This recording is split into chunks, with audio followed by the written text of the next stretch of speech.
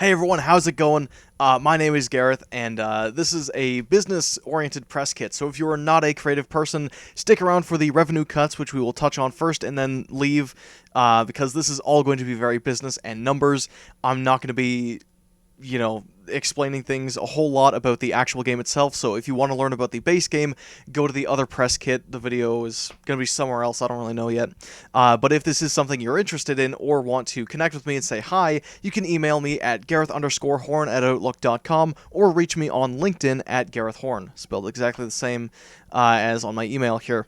And so diving right into it, we want to get into the revenue cuts. So if you are someone who wants to make a campaign or make your own version of the game, you can totally do that with some restrictions. We will have to talk about this because it will differ case by case, but generally the way this is going to work is if you have a story that you want to tell and you want to use my systems to tell that story in a unique way or in a different way, whatever, then I will take 30% of the revenue gained. And this is basically you make a campaign, you use the same systems as the base, you use the same avenues as the base, so like using the same online stores as us, using the same board game cafes as us, using the same libraries, wherever we sell the game. If you're selling alongside us, I'm going to have to take a 30% cut, and this is basically so I can cover the cost of actually producing your product, and also because you're using the base systems. But if you want to go above and beyond, you can make your campaign, you can add in the new systems, and this means that you are at base entitled to 85% of the revenue generated. But if you want to find extra stores that are not the same avenues that we sell TinyDungeon in, so like let's say you find a different website or you find a different tabletop cafe in your country or your town, that's perfectly fine. That docks me 5%, so you're entitled to 90% of the revenue. And then if you have new presets, that's something I didn't really touch on in the previous episode, but if you make preset characters for your campaign, for that specific campaign with those specific mechanics, then you are entitled to an extra 5%, bringing you up to a 95% cut and leaving me with a 5% cut, which is basically just the cost of actually producing the product if it's physical, and also because you're using the IP. And then speaking of the selling stuff, we're going to be heading on over to the selling locations. Now, there's not a lot for this slide because, I mean, to be honest, I don't know how much there really needs to go into this. Due to the nature of this game, it's both physical and digital, so we can really get away with selling it anywhere. It fits perfectly fine on a phone screen. It can fit perfectly fine in a cardboard box. It doesn't really matter.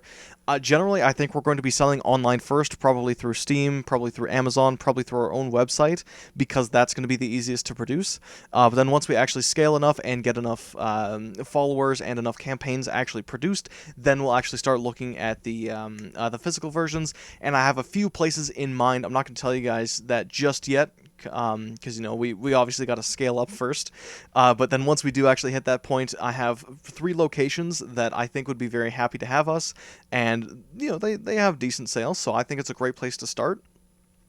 But yes, that's only if we get to that point, and, well, I'm not going to say if, because it's when we're going to get to that point, because I'm going to be doubling down on this thing, and once we get to the point where we are selling in-person stuff, I know a few places to go, and I'm thinking we're going to have some store-exclusive campaigns, like, maybe in October, there's a special campaign about a Pumpkin King or something that's only sold at one store, and then maybe we can get some interest in that store.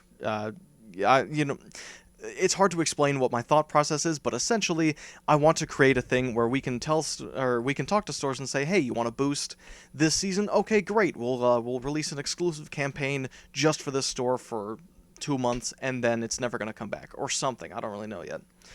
Then in terms of the expansions, this kind of ties in with what I was saying with the revenue shares.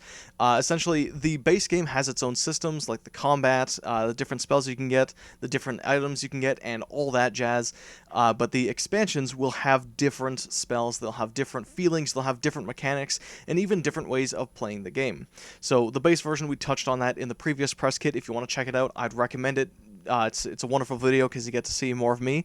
But then in the other versions of the game, like the robot version or the post-apocalyptic / zombie version, there are going to be different mechanics. The games will be varying in difficulty, like maybe zombies is going to be harder than the base one, maybe robots is going to be easier than the base one, whatever, right?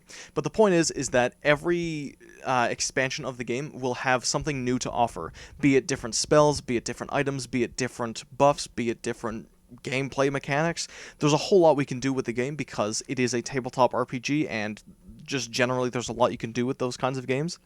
Speaking of the game itself, we got to talk about the actual development time of the games.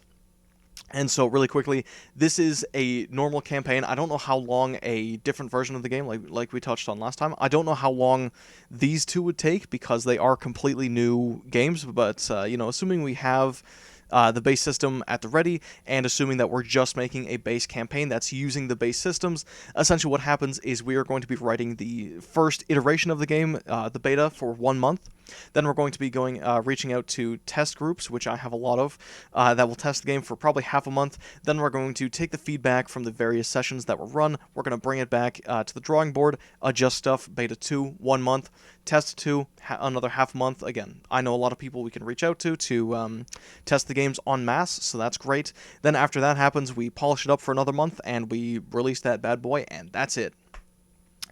That's really all I have for the business side of things. If you do want to ask specific questions that are a little bit more in-depth, please reach out to me. I'll put my email on screen here at gareth_horn@outlook.com, or you can feel free to reach out to me on LinkedIn at just Gareth Horn, no underscore.